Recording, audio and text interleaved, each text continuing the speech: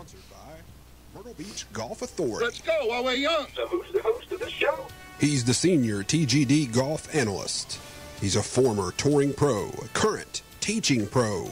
He will teach for food. Hugh Royer III. Oh, this is the worst looking hat I ever saw. Oh, it looks good on you, though. What about that guy that calls himself the Godfather? He had a voice that could make a wolverine purr. He was like a god walking amongst mere mortals.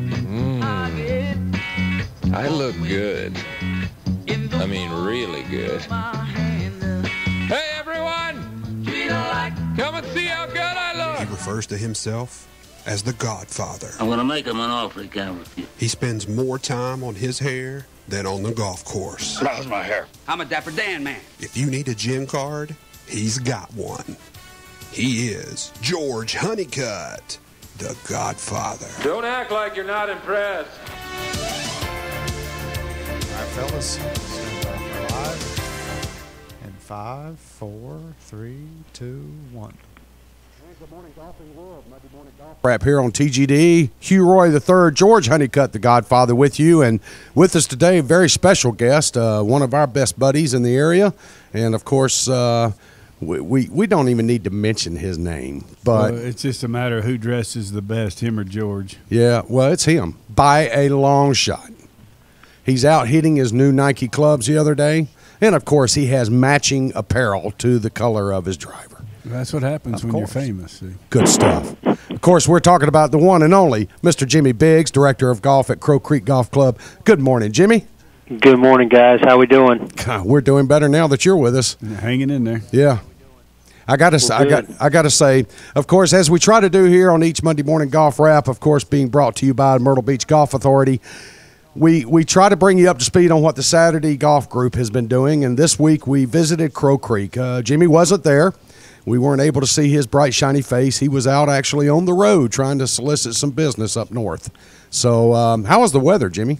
You know what? I got up Thursday morning, George, to head up there, and I looked at the weather forecast, and the high temperature for the day was 32, which wasn't that exciting. So when I went to look at the thermometer outside, it said 32. So that was the high for the day when I woke up at 6:30 in the morning. Well, you got something to look forward to then. Yeah. It's just only going to go down and get crappier by the moment. Yeah, yeah, which was good for the show because people weren't out trying to squeeze in 18 holes when it was 17 degrees outside. Yeah, you had plenty of people coming around asking questions, that's for sure. Yeah, good. That's right. So was it a productive visit?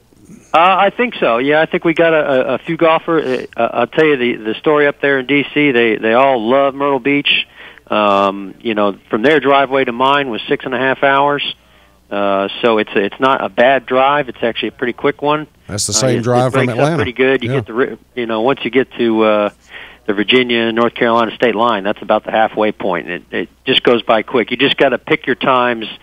As you guys know, coming out of D.C., I mean, you can be stuck in a parking lot for days. D.C.'s brutal. It doesn't matter which way you're coming in, north, south, east, or basically west. Right. No real east, but yeah, it gets brutal on those highways up there. That's amazing. It's only that far because I mean, I went to Hilton Head this weekend for the Junior Heritage, and down at Harbortown, and it was 4 hours from my door to Harbortown. So I mean, that's not much different. Yeah, I know.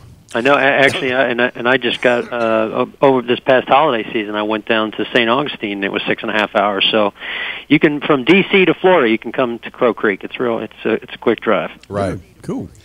Well, I'd asked Jimmy to join us today, Hugh, and there's a reason why. You know, like we bring everybody up to speed on what SGG's doing, the Saturday Golf Group, and we visited Crow Creek. And of the 11 guys that I had out there with me Saturday, 3 of them had never been there before. Mm-hmm. These are new retirees, relocated to the Myrtle Beach area, and they had heard me talk about Crow Creek, but they had just not had the time to get out there. So it was good that they were able to join us, and I played with one of them in particular, Charlie McBride, and Charlie's a 7 handicapper, comes from up north. He's actually been an owner of a couple of golf courses himself over the last few years, several years, I will say, and on the 3rd hole, Charlie looked at me, and he's just kind of walking down the fairway. We're headed toward our tee shots, and the guys are driving the carts down, and we're walking together, and he goes, "This is opulent." That was all he said. And so we get our shots and all, move on. We get to hole number 12, the par 5, dogleg right. And he's standing there. We're waiting on the group in front of us to clear. And he's standing on the tee box, and he goes, "This is spectacular." That's all he says. So we get through with the round. We go into the clubhouse. The girls get us some drinks, and we're taking care of the money. And although we don't bet, we know gambling's illegal at Bushwood. Yeah. So we're sitting there, and Charlie sits down and looks at me. And Charlie's kind of 6'5", 250 pounds. He's bearing. He's overbearing at times, but super sweet guy, teddy bear. And he looks at me and he goes, "George, this golf course is one of the finest and private type environment golf courses I have ever played." That's amazing. He goes, "Thank you for inviting me." Well, Jimmy, that just tells you what you're doing up there. It's working, bud. We're doing something right. Yep, absolutely. I got to tell you, Jimmy, I was talking with Jeff before the show. I kind of gave him this and told him where I was going to go to kind of get the quote-unquote pre-clearance from production, but I've come to a conclusion. I thought about this a lot yesterday, and Crow Creek, in my mind, and this is my mind, you take it or leave it, whatever, but Crow Creek, without a doubt, is top 10 golf courses in the Carolinas and top 5 in the Grand Strand. No question about it. And the reason I put it there is one thing. A golf course, I measure a golf course by what they do in the rough times. And I'm talking about, you got your peak seasons and your non-peak seasons. You got your growing seasons and your non-growing seasons. Right now, we just happen to be in a non-growing season. The golf course and the way that they keep themselves up, they proactively keep themselves up. They go to the expense and the effort of keeping themselves into as much of the most quality assured package that they could provide to their users or their clientele, their customers, the golfers that visit Crow Creek. You go play that golf course, and it's almost like you're playing in the springtime, that the grass is actively growing. There's so much manicuring done. We literally played this golf course ball down, didn't have to touch it. The tee boxes were cropped, just lined out, fairway striped. And I'm sitting here going, if Crow Creek's making this effort in an off season, in a crummy growing time, or even weather time, then this means that their dedication to the golfer out there is top 5. And that's pretty much established my rating for this. And I agree with you. And Jimmy, you and I, we talked about this for a long time the last time we were together. How you guys, you do things at Crow Creek from your pricing. You don't undervalue yourself. It might be a little more than maybe a couple or several of the other golf courses in the area. Right. But by doing that, you're able to do what George just said. You're able to maintain your product, your golf course, to where when people come play it, they go, wow. Hugh, it upsets me when I go to another course that is charging as much, if not more, than what Crow Creek is charging. And there's no attention to detail. There's no cleanup efforts made. There's no overseeding efforts made. They're just saying, okay, you're going to pay us this amount because we want you to pay us this amount. And those are the type of golf courses where you look forward to playing golf. You don't so much look forward to playing golf at that particular place. Yeah. Crow Creek is the type that you look forward to playing the golf course. And you kind of miss the fact that, I'm also playing golf, but I look forward to going there and playing that golf course. Yeah, I agree. And and Jimmy, I'll give you another compliment from Wednesday, this past Wednesday at the Golf Directors. We played up at Sandpiper, and yes, all I know is they're talking about all the improvements they're trying to do there and things that they're going to change and whatnot. But Crow Creek was the head of the subject, the head of the topic about the bunkers. Right. So, they're perfect. From the testing that we got to do up there to what y'all have done with the bunkers, that's the talk of the Grand Strand is the job that y'all have done with that. So hats off and kudos because, you made the right decision. I don't want to – I guess I don't really care if it sounds like I'm licking his ass or not. But my point is – yeah, Jeff, shake your head. That's fine. Yeah. My point is doggone it, the efforts that the ownership, that Jimmy – that Joe, the staff, because you grade a golf course, Hugh, by the hospitality, the standards of quality that the golf course provides you, the playability of the golf course. It could be a crappy layout and well kept, and you still consider it to be a good golf course. But the layout of Crow Creek, the playability of Crow Creek, how much fun it is to play, the different tee boxes options that you have, the green surfaces, now the new bunkers, which I think is fine if of all the PGA Tour, LPGA Tour stops out there. There's no doubt about it. I mean, I mishit another shot, as I always do. I have about 70 of them per round. But I blew a 6-iron approach on number 2, a longer par 4, into the wind, and I expected it to be fully embedded into the face of this bunker. I was looking at double right off the bat. And get up there, the ball had hit into the face. You could see where it embedded, had popped out, rolled back down to the flat surface of the bottom of the bunker. And Charlie, who's playing with me, he walks up beside him and goes, "Hey, that's some of that pro shit." Now, where did he get that from, Hugh? Yeah. Okay. And I blow out, make the putt for par, and move on.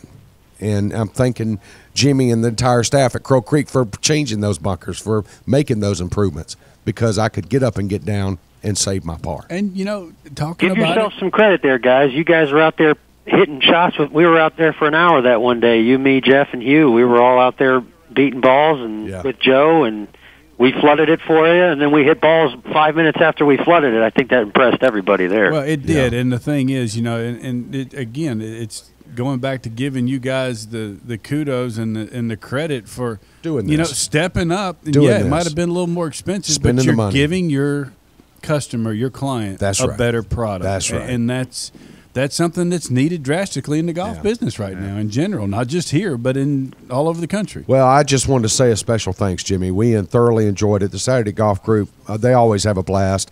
Every person in my group, they always say, George, we always love coming back here. So thanks again for having us out there. We had a blast, a lot of fun, and look forward to us coming back real soon. Well, I appreciate it, guys.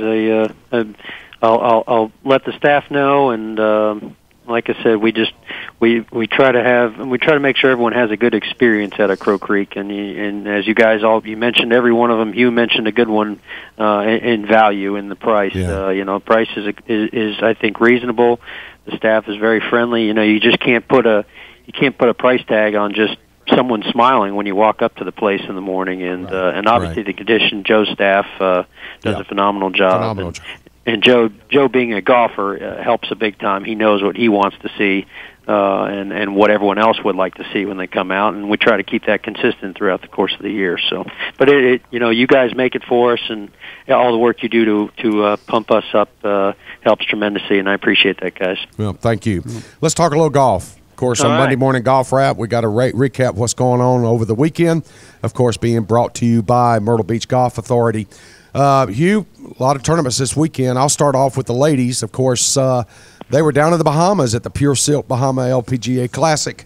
And Young Kim ends up picking up her first win on the LPGA Tour. Bless her heart. I mean, she just came out and held her nerves together and put this thing together to win by one and won the whole playoff. I tell you what, those girls had it rough because that wind was some kind of humming down there. Whipping. I mean, when you're watching girls that are long and they're hitting driver in 3 woods to holes that are not even 400 yards long, it's blowing pretty good. I was watched a particular shot Lydia Ko had.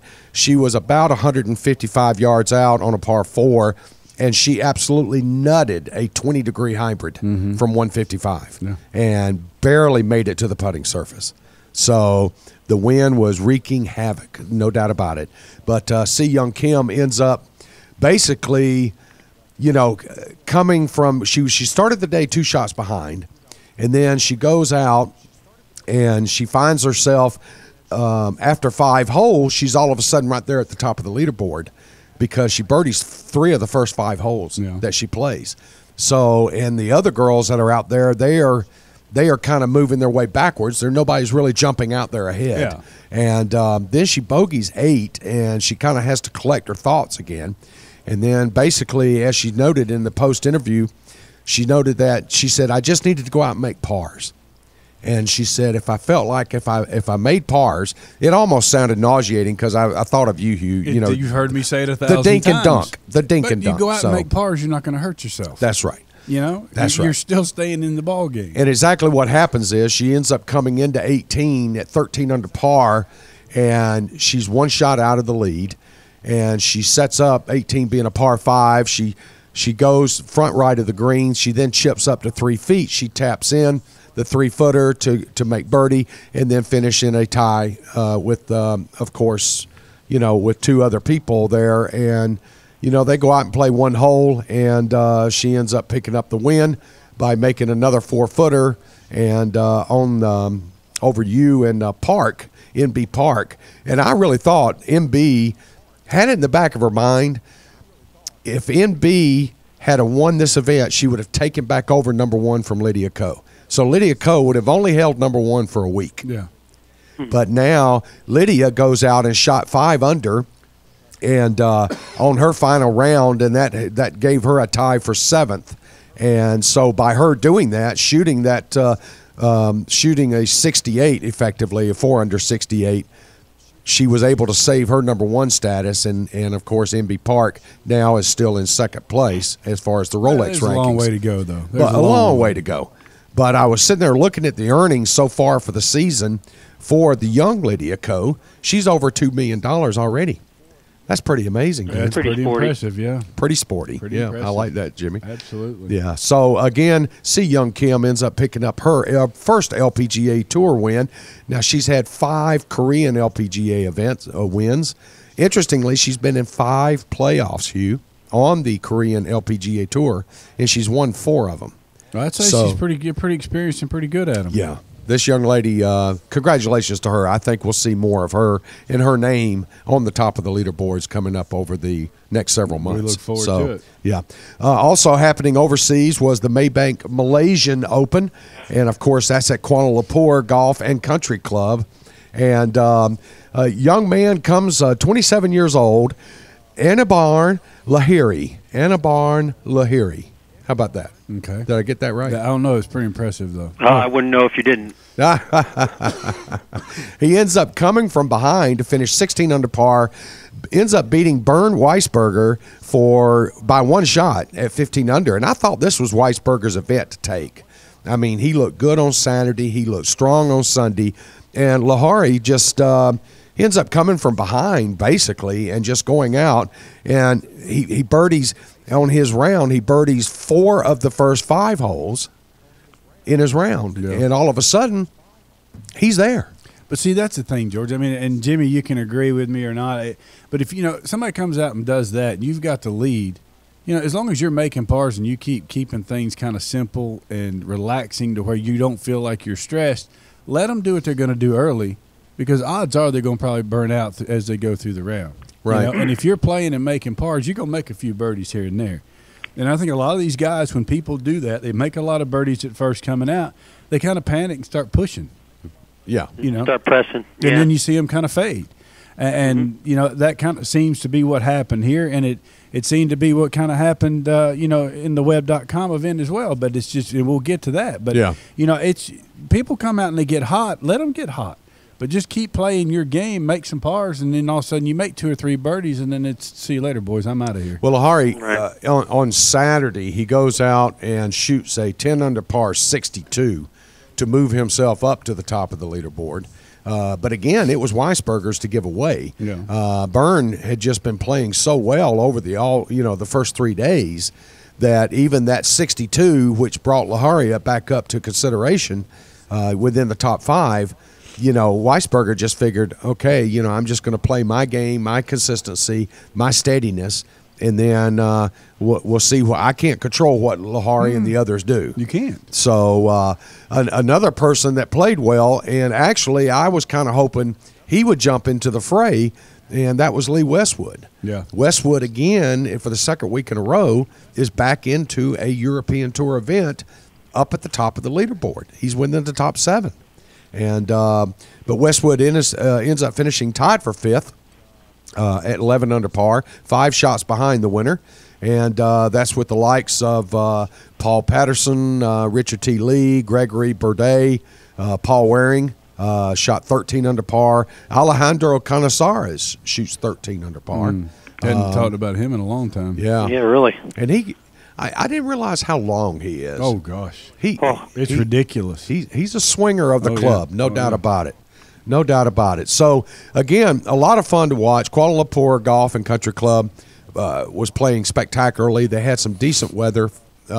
Normally they get the passing thunderstorms and all that. Humidity wasn't all that great. It wasn't all that high this year. So it looked like the playing conditions were actually perfect for these guys. And the scores dictated that. I mean, 16 under par at that golf course, that's good shooting over 4 days. So congratulations to Anaban. And he picks up his first European Tour win. And nice young man, too, I might say. Post interviews, he was very appreciative of the Maybank Challenge and of course, of all the sponsors and all. So congratulations to him. And we'll, of course, see his name for the next couple of years on the European Tour. Hugh, let's jump back over, of course, here to the Farmers Insurance Open, and which was famously always played at Torrey Pines, North and South. And we always look forward to this event because of Torrey. And this year, both golf courses look spectacular, dude.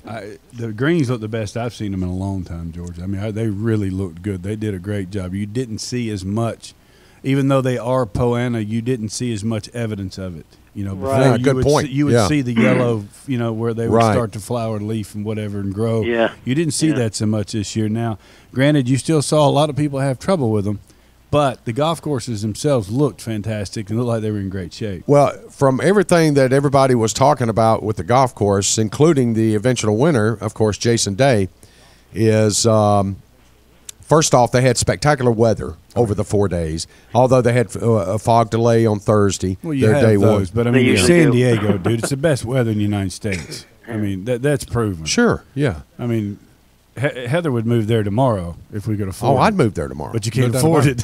Yeah, that's right. Nobody can afford it. One thing they also noted, too, was how firm the greens were playing. Yeah. That were, you know, and we saw evidence of that not only during the regulation round, fourth round being the final, but also in the playoff. And where, you know, J.B. Holmes goes and throws that approach shot with a 6-iron on 16, actually throws it right behind the pin, and you could hear it. I mean, it sounded like the ball hitting this table in the studio here, and then, you know, basically bouncing over the green to the back and landing right beside the grandstand, right below the camera tower.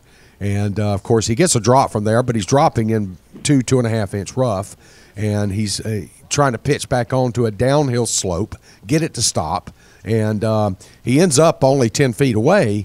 But that was a spectacular shot to be 10 feet below the cup. Oh, absolutely. And, you know, you're coming out of Kikuyu rough, which is I was just gonna say. It's not like regular Bermuda. Yeah, Kikuyu is, I mean, it's funny they call it a grass now, but I remember coming up and it was considered a weed. You know? Because I mean, you could catch a flyer, you could break your club. Oh yeah, you could break a wrist. I mean, it's brutal. Jimmy, I know you've been traveling. Were you able to watch Jason Day's 5-iron on that same hole during the playoff? In the playoff, yes, I was. I remember McCord with the call. He said, "Is he going to go hunting here or not?" Right.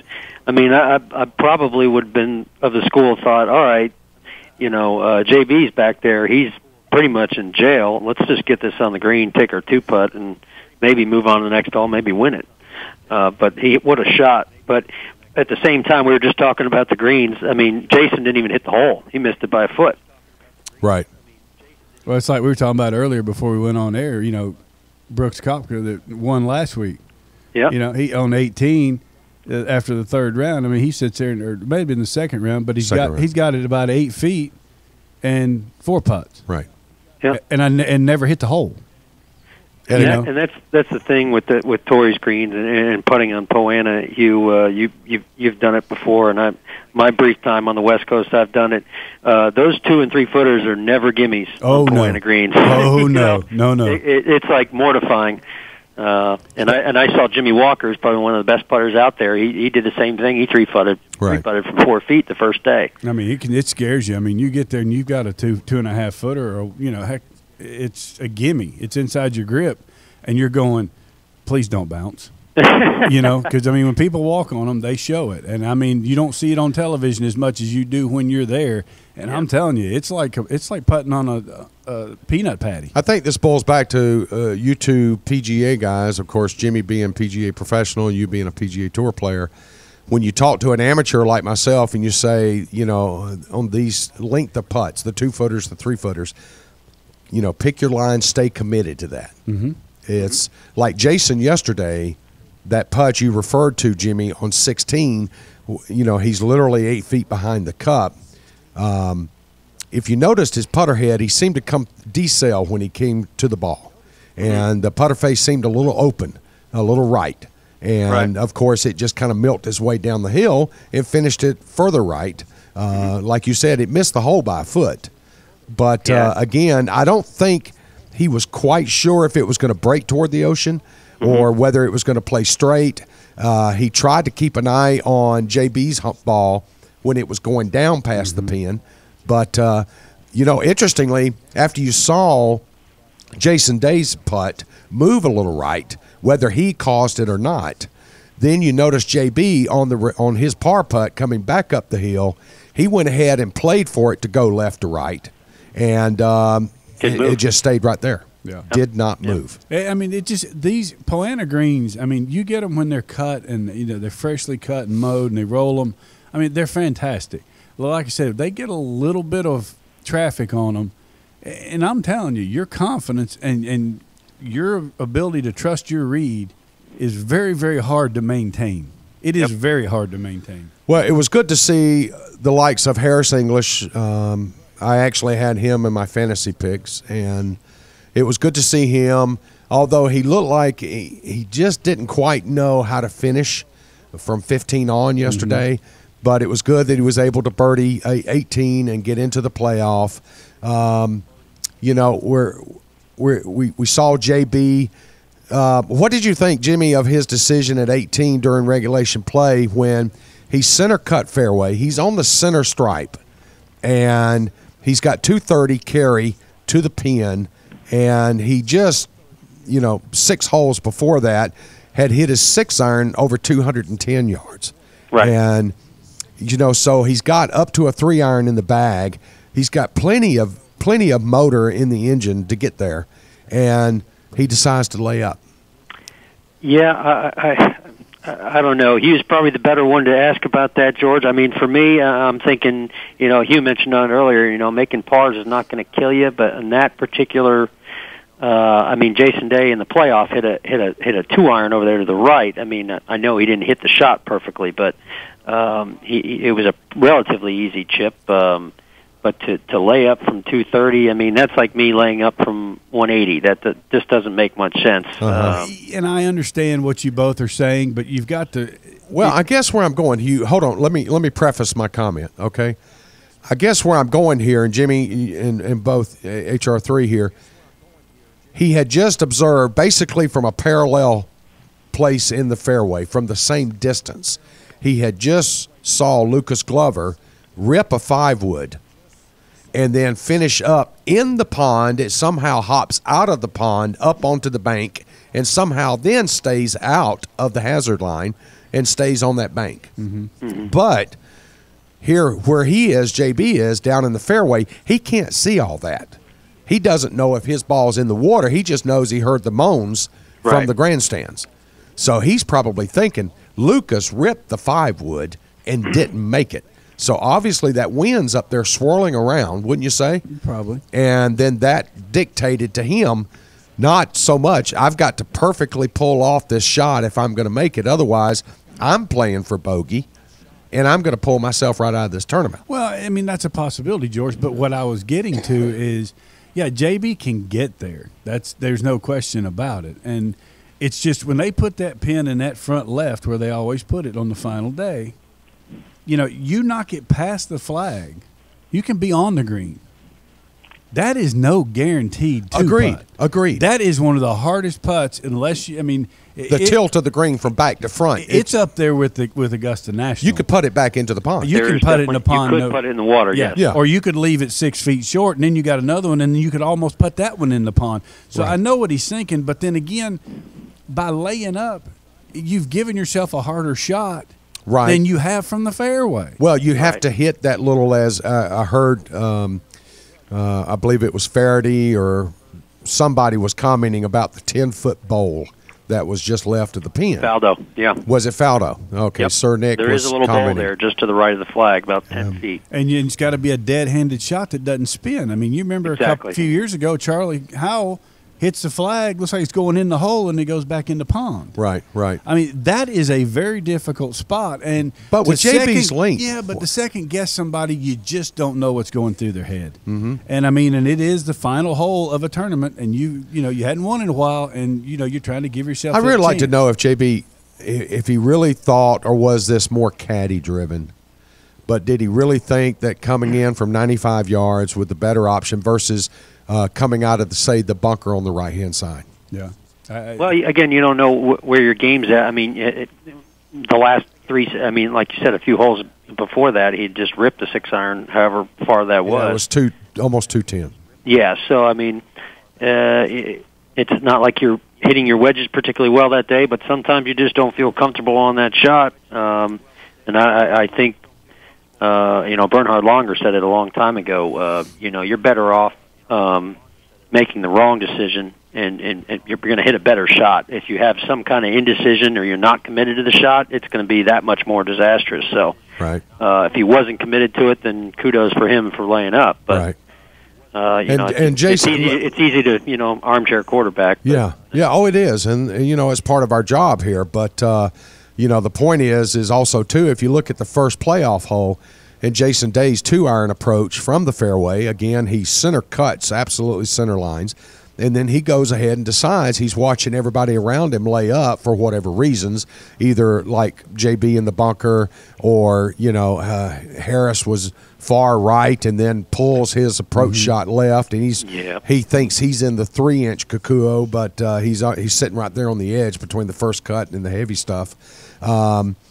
Again, he makes the decision to go at it, and frankly, if he does not come through that thing with an open cup face and hit it a little right, he's in the pond. Oh yeah, yeah, he's in the drink. I mean, that hole right there is one of those, and it's like I dealt with it all weekend, trying to help my student down at Harbortown. If you missing a place where you got a chance to get it up and down, right, and that's what he did. He bailed, but he didn't hurt himself. Yeah, and that's what managing your golf game in a golf course is about, especially in pressure situations like that.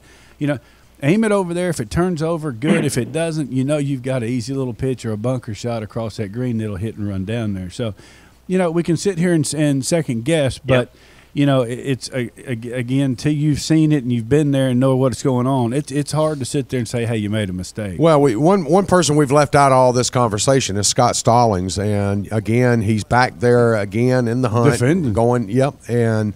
So we didn't hear anything from Scott for the rest of the year after his win last year, and then here he is back again. So obviously Torrey's like home week for him. Some folks really it fits their game. He's a horse for that course for sure. Well, he hits it 9 miles, so I mean that helps because they've lengthened that golf course so much. I'm glad you said that, because as not just a golf professional but as a golf fan, how awesome was it to have a 4-man playoff at Torrey Pines? Oh, it's great. And the 4 guys you got can all hit it a billion yards. Oh, J.B. yeah. Holmes, Harris English, you kidding me? They all hit it a mile, so that was fun. That's exactly what you want every Sunday. Oh, yeah, absolutely. And it's just, you look at, I mean, I was talking to George, because I was glad to see, Charlie Howell back up there. I mean, he had a chance. And, he goes out and bogeys 12, which 12, for all of us sitting here, we'd be hitting woods in there, and they've made it so long, and it always plays into the wind because you've got the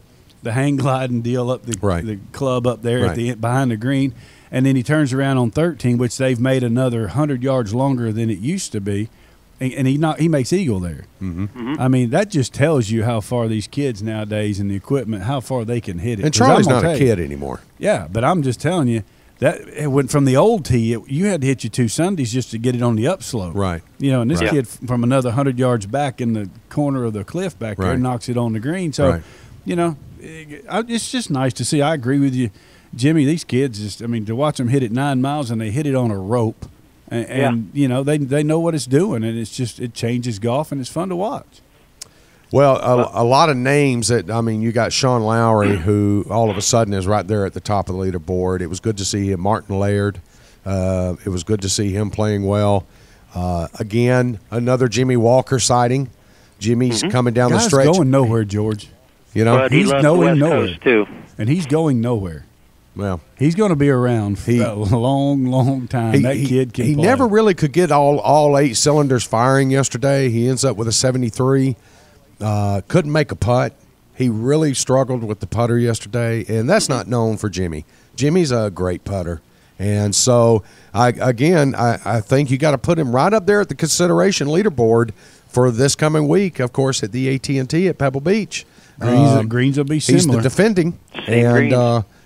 He's the defending champion. So, again, Jimmy Walker just doing his thing after last year, 2014, spectacular year, leading the FedEx Cup for the entire year, really.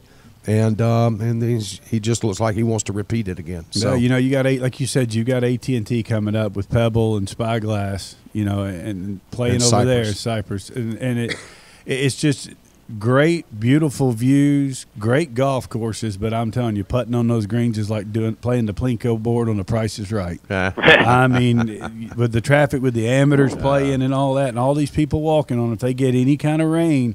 Yeah, I'm telling you, it is just like standing on top of that Plinko board and dropping that thing and watching it bounce around. So it'll be interesting. Let's jump subject matters real quick. And while you're bringing it up, if you would bring up the Champions Tour, we'll talk about that. I want to drive everybody to go to thegolfdirector.com and check out an article that our executive producer, just put up there. And it's an issue about activating your glutes. And it was something that you have to read. It's a must-read, and there is actually some anatomically correct photos up there, and we're going to run a little contest.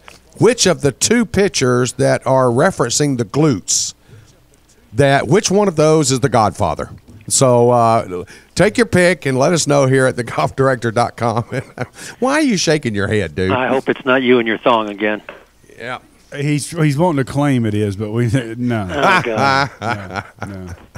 All right, but check out that article. You have a lot of fun reading it, and I think our Jeff Gilder was right on point with his words of wisdom there. So, Champions Tour again. Are they just going to give Guaidos the Allianz tournament? Is it going to be renamed after him? Is that what's going to happen here? I don't know. It was a hard one for me because with Gene Sowers there and Paul and Paul birdied the last hole to win by 1 at 12 under. Gene Sowers finishes second on lone at 11. He shoots 5 under the last day. Fred Funk goes out and shoots 6 under to finish tied for third at 10 under, along with John Houston and Michael Allen. But I tell you, the shot of the week there, Bart Bryant on 18. Oh, what did he do? Made 2. Made 2. Hold it for a double eagle. From how far? 230? I think it was about 225 to 30 yards. Yeah. Hit it over the trees, took 2 little hops, rolled right in the hole just like. Gotta love that. Oh, it was the prettiest thing you've ever seen. BB buying drinks. Oh, yeah.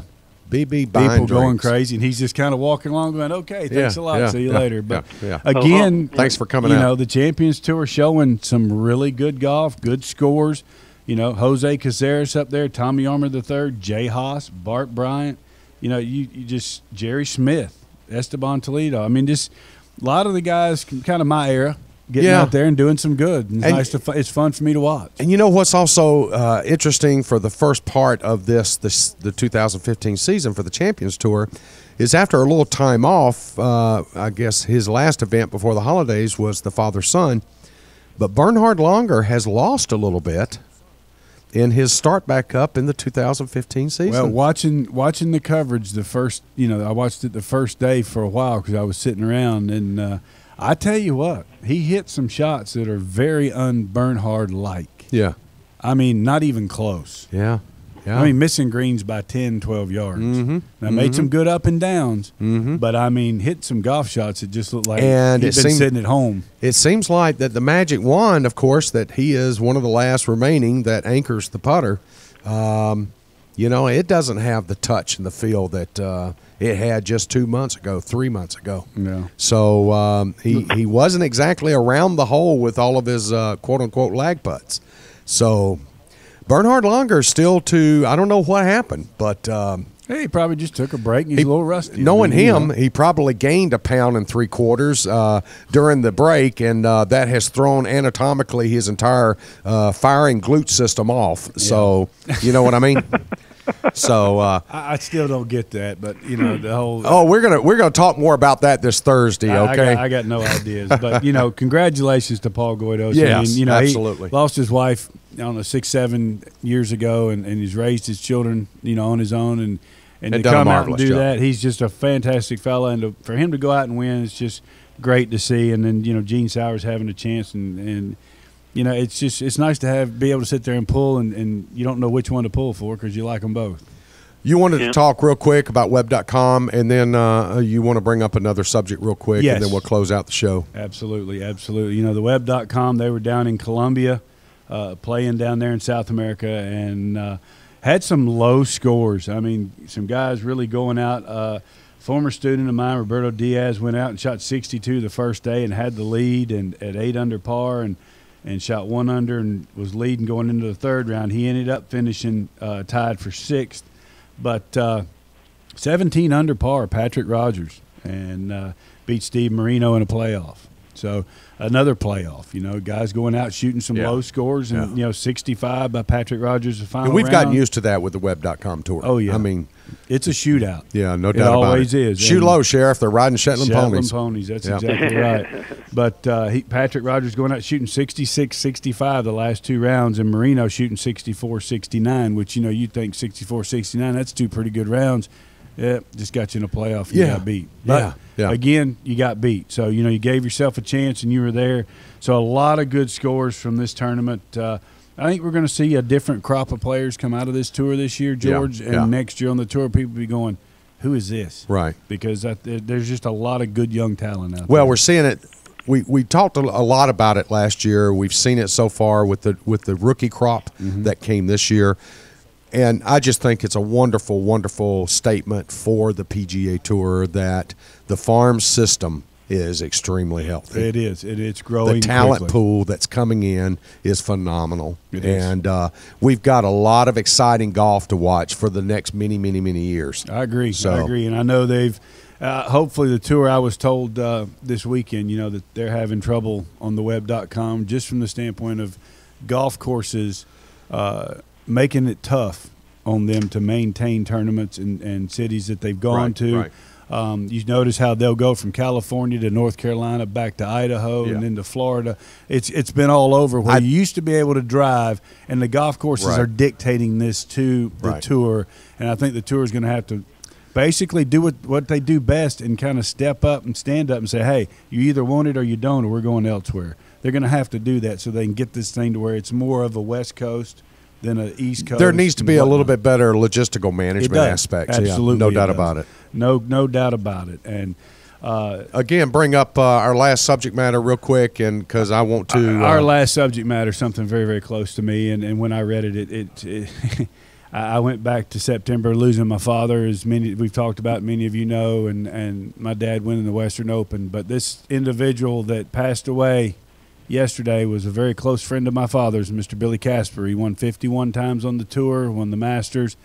One of the famous ones for putting with a Ray Crook putter. And a couple of U.S. Opens. Yeah, the Ray Cook putter. And just, the guy was just a gentleman and a scholar and someone that always, if I was out there with Daddy, or if Wayne Player was out there with Mr. Player or whatever, he'd always – hey, how y'all doing, Jack, Gary? Hey, Hugh and little Hugh or Gary, y'all, Wayne, y'all come over here.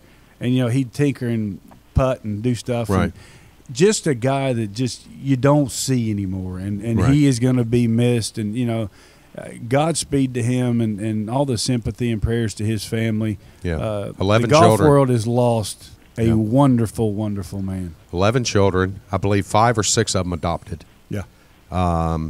He had a rough childhood. He's written a book. I would highly recommend you seek out his book and read that. It has some life lessons. Yeah, the golf world lost an absolute stalwart for what professional golf should stand for. And, rest in peace. He is going to be sorely, sorely missed. Yeah. Jimmy Biggs, thanks so much for joining us. I'll see you in about an hour. Perfect. I'm bringing the yellow school bus out today, so get ready. All right, bud. Sounds like a plan. We'll see you soon. I'll be seeing you too, bud. Sounds good. Take care, Jimmy. Thank you, Mr. Jimmy Biggs, PGA professional, of course, director of golf at Crow Creek. We thank him so much for joining us today on Monday Morning Golf Wrap here on thegolfdirector.com, of course, being brought to you by the wonderful people at the Myrtle Beach Golf Authority. Again, if you're coming to the Myrtle Beach area, you're coming for a golf vacation, over 300 rental units, over 100 golf courses they have access to. You can contact Myrtle Beach Golf Authority at myrtle-beachgolf.com or 888-272-7263. Of course, TGD programming we are produced and broadcast by the Zeus Radio Network for thegolfdirector.com. Did you know that? And Mr. Jeff Gilder is that He's behind the glass. charge. Behind the glass today. When visiting the Golf Director, be sure to navigate over to our feature course pages where you'll find up-to-date information about course conditions, specials, and much, much more. Hey, if you need help with your next golf vacation, you can call Myrtle Beach Golf Authority, or you can actually contact us directly here at the Golf Director and just give us a call at 844-GO-GOLF-1. That's 844-464-6531. All of our TGD programming is archived for listening and viewing on demand. To catch up on any show you may have missed, just click on the TGD Radio or the TGD TV tabs in the menu screen at thegolfdirector.com. For my buddy HR3, I'm George Honeycutt, and we want to thank Jeff Gilder behind the glass, and we want to thank you for tuning in. Again, there's more golf news and information coming up next.